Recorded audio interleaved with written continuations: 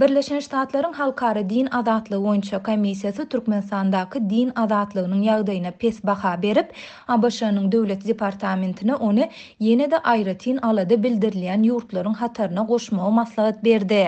Bu barada Halkara Din Azatlygy boýunça komissiýanyň 2020-nji ýyl üçin dünýädäki din azatlygynyň ýagdaýyna syn edip 28 aprelde ýaýradan ýyllyk hasabatynda aýdylýar. Komissiýa 2020-nji ýylda hasabatynda döwlet departamentine 14 döwleti aýratyn alady bildirilýän ýurtlaryň hataryna goşmagy maslahat berýär. Sebäbi bu ýurtlaryň hökümetleri dini azatlyklaryň bir syhly ýygyderli we aýlygynç basgylanylymagyna gatnaşdylar ýa-da basgylanylymagyna çydamlyk görkezdiler diýilip hasabatda bellenilýär.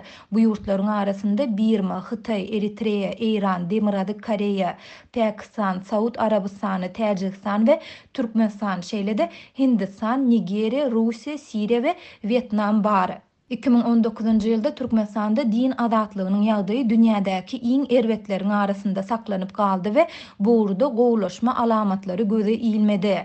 Hökümet garaşsy dini işleriň ählisinden şüphelenmegini dowam etdirdi diýilip hasabatda aýdylýar. Täze hasabata görä dini jenaýatlerde aýyplanyp iş kesilenler köplenç döwletiň türme ulgamynda ýitirim bolýarlar we olaryň daşarky dünýäden üzgünlükde saklanýandygy çaklanylýar.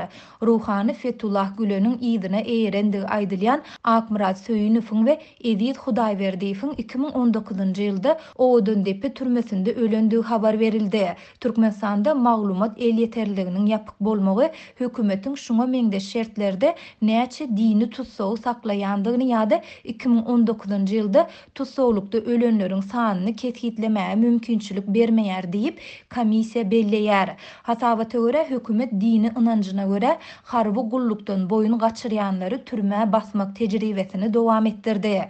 2019-njy ýylda Türkmen hökümeti olar üçin jezany güýçlendirip, ýylyň dowamynda dini ynanjyna görä harby gullukdan boyun gaçyran 7 adam tutsak etdi we olary şu güne çenli mälim bolan iň agyr türme tutsawlygyna hökm etdi. Ýatlasak 2019-njy ýylyň aprelinde ABŞ-nyň Halkara Din Azatlygy boýunça komissiýasy döwlet departamentine Türkmenistany degişli sanawa täzeden girizmegi teklip edipdi. Şondan soň geçen ýylyň dekabrynda Birleşen Ştatlaryň döwlet departamenti Türkmenistany dini azatlykları boýunça ýene-de aýratyn alady bildirilýän ýurtlaryň hataryna goşdy.